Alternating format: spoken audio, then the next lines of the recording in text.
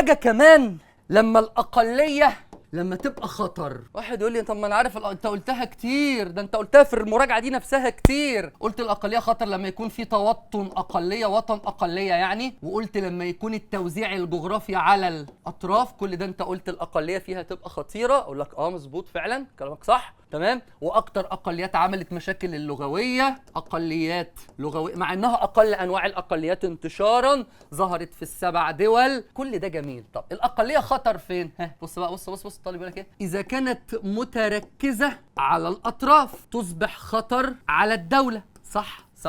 طب إذا كانت الأقلية، يوم الطالب يقول لي مبعثرة منتشرة في الدولة كلها، تبقى إيه؟ ليست خطرا.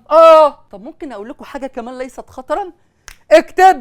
اكتب الأقلية ليست خطرا إذا كانت متركزة بجوار العاصمة، لأن العاصمة مركز قوة الدولة، فوجود الأقلية متركزة عند العاصمة عادي، مش عارف يعملوا حاجة يعني، دول أقلية. فخد بال حضرتك من التفصيلة دي. ده في دول أصلا بتختار العاصمة بتاعتها على أساس السيادة القومية، فمهما كان معانا أقليات متركزة مش خطر.